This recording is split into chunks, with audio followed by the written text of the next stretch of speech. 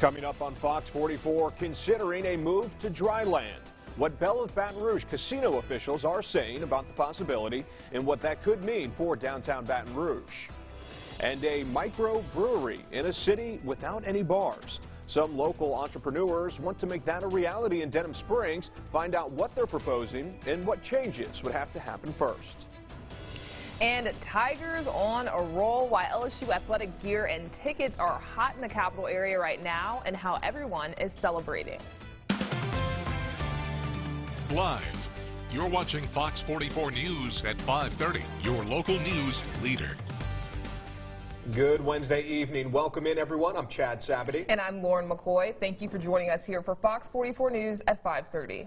We begin with an update to a story we first detailed earlier this month. After a losing year for the Belle of Baton Rouge, the casino's parent company is now considering a move to land. Fox 44's Amber Smith joins us now to explain what this could mean for the casino and downtown Baton Rouge. Amber. Well, Lauren and Chad, the casino's general manager tells us they're far from any official decisions, but the Belle's parent company, Eldorado Resorts, is sending people to Baton Rouge later this month. They're going to take a look at the cost of moving onshore. Then the company will have to decide if that's the right investment. The Downtown Development District Executive Director says upgrades and a move onshore would add value to the area. It would add to the dynamic of downtown with additional type of economic development with restaurants and maybe live music venues or whatever they might want to propose. And it adds also to the diversity of the attractions we have along the river corridor. This decision comes after a losing year for Baton Rouge casinos, with all-around revenue falling 15%. Now, even more at the Belle of Baton Rouge, drop was even greater, with a 23% decrease compared to the previous year. Reporting for Fox 44, I'm Amber Smith.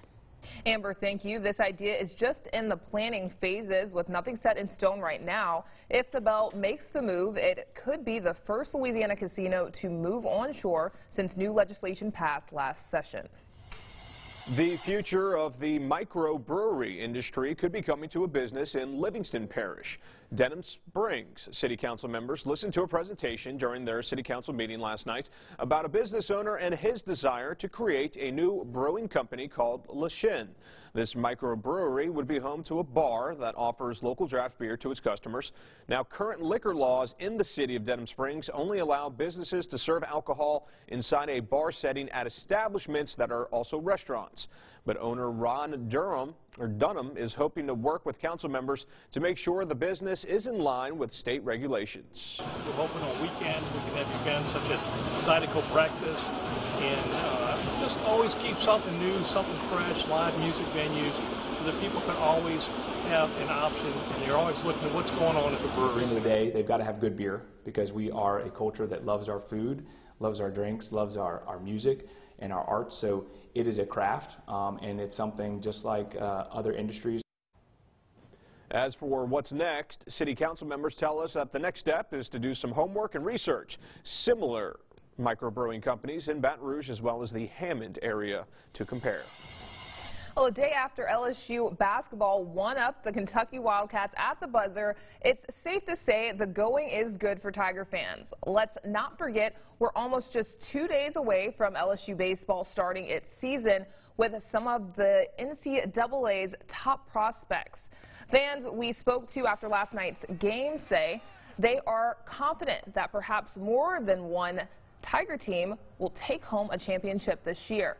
At Purple and Gold Sports on Segan Lane, LSU faithful weren't afraid to show off their swag and share their hopes. We're very fortunate to have the coaches we have, the athletes we have. Great talent in the state. There's just Louisiana just produces great athletes. I'm an avid LSU fan. I bleed purple and gold. Go Tigers. LSU baseball is currently ranked #1 in multiple preseason polls. Players and supporters ready to prove why this Friday against UL Lafayette.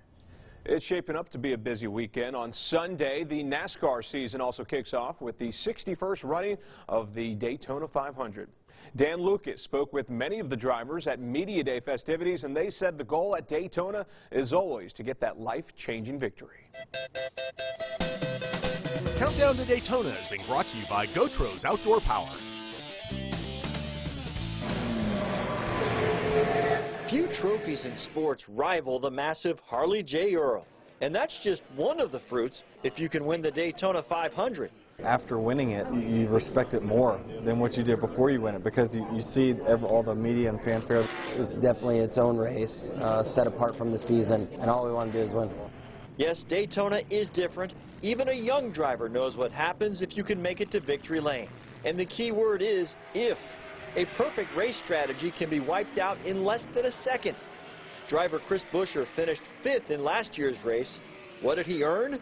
Knowledge on how to aim even higher. It's hard enough to finish the 500. We've been able to be there at the end, put ourselves in position, and really that's the key. If you're there enough, then you'll be able to capitalize on it one of these times. Now, Buescher finished 22nd in Daytona 500 front row qualifying last Sunday. Like many drivers, he hopes to have a strong effort in tomorrow night's qualifying race to put himself in a better starting position for Sunday's Daytona 500.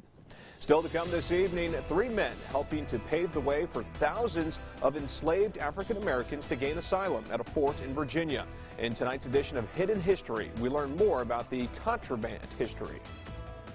And we're still going to be a little bit on the chilly side this evening. Temperatures are expected to fall into the low to mid 40s out there underneath clear skies. We'll get back to some clouds tomorrow, but we're also going to get back to some very mild temperatures. We're talking 70s for the rest of the week.